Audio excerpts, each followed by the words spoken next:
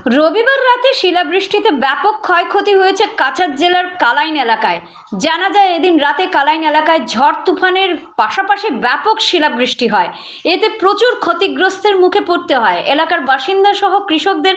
অনেকের ঘরের টিন সহ কৃষকদের ফলানো ফসল বিনষ্ট হয়ে পড়েছে জানা গেছে। শিলচর থেকে দীপজয় চক্রবর্তী রিপোর্ট, NE24 থেকে ভয়েসে স্বর্ণালী বিশ্ব।